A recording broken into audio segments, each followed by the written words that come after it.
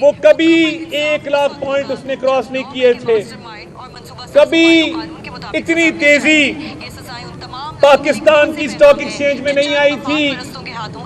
یہ تاریخ بنی ہے کہ پاکستان کی اسٹاک ایکسچینج وہ روزانہ نئے ریکارڈ توڑتی ہے. اس کی کیا وجہ ہے میں آپ کو بتانا چاہتا ہوں کہ پاکستان کی اسٹاک ایکسچینج اس لیے روز بروز ریکارڈ بن رہے ہیں کیونکہ سرمایہ کاروں کو، تاجروں کو، دکانداروں کو، بزنس کرنے والوں کو یہ اعتماد ہے کہ اب جو حکومت آئی ہے وہ ملک کے ساتھ مخلص ہے. وہ حکومت گھڑی چوری میں ملوث نہیں. وہ حکومت 190 ملین پاؤنڈ کی چوری میں ملوث نہیں. جس نے چوری کی تھی وہ آج بھگت رہا ہے اور پھر بھی ملک دشمنی سے باز نہیں آتا. تو مجھے بتائیں کہ پاکستان کے دفاع کو ناقابل تذکیر کس نے بنایا؟ ایٹمی دھماکے کس نے کیے تھے؟ ایٹمی دھماکے اس ملک میں کس نے کیے تھے؟ ہمیشہ کس کے دور میں ملک کی معیشت ترقی کرتی ہے اور مہنگائی نیچے جاتی ہے؟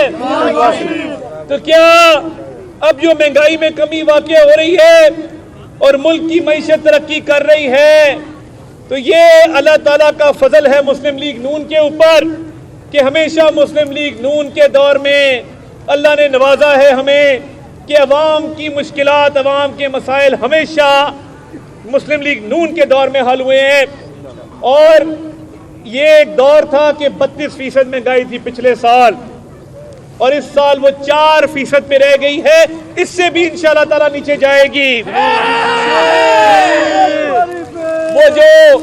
وہ جو ملک دشمن جماعت ہے جس نے اذان ہو رہی 2 منٹ ذرا ہم ویٹ کرتے ہیں. لاہور میں وفاقی وزیر اطلاعات عوامی اجتماع سے خطاب کر رہے تھے. کہا گیا کہ ملکی معیشت ترقی کی راہ پر گامزن ہے. نواز شریف نے ملک کو ایٹمی طاقت بنایا. ملک میں ریکارڈ سرمایہ کاری ہو رہی ہے. زر مبادلہ کے ذخائر بڑھ رہے ہیں. اس کو عوامی اجتماع میں موجود ہیں، خطاب کر رہے ہیں. کہتے ہیں کہ ملکی معیشت ترقی کی راہ پر گامزن ہے. نواز شریف نے ملک کو ایٹمی طاقت بنایا. ملک میں ریکارڈ سرمایہ کاری ہو رہی ہے.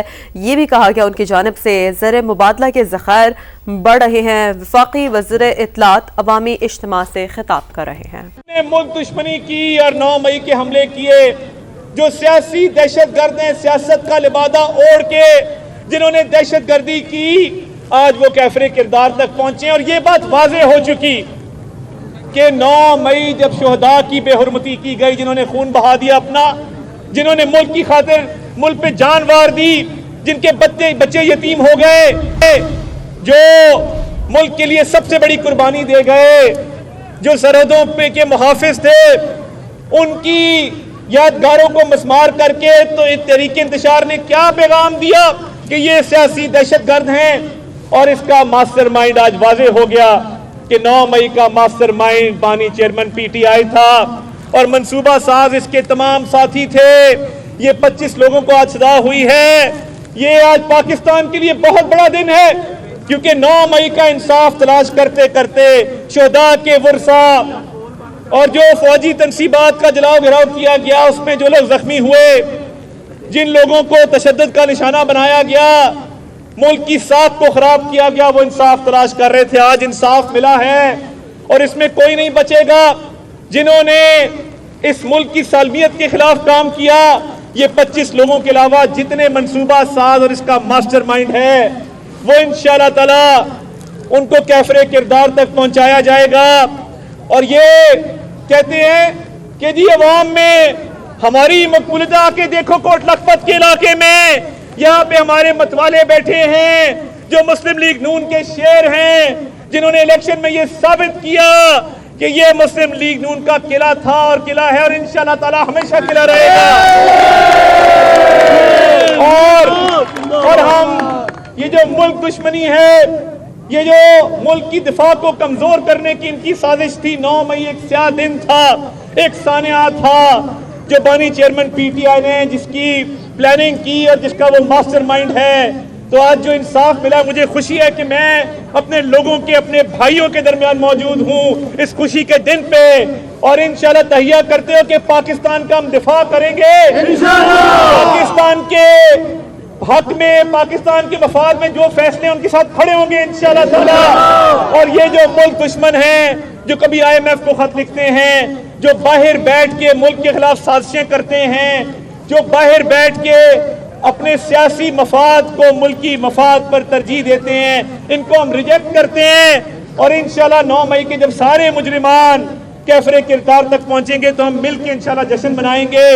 اور آپ کے ساتھ جو وعدے کیے تھے، ہم انشاءاللہ تعالی آپ کے پاس جب دوبارہ حاضر ہوں گے تو اب انشاءاللہ تعالی آپ دیکھیں گے، جس طرح میں نے کہا یہ بارش کا پہلا قطرہ ہے، ہم نے تو کبھی کسی تقاضے پہ تاخیر نہیں کی، تو جو آپ نے کہا وہ بھی مان لیا، جو نہیں کہا وہ بھی مان لیا۔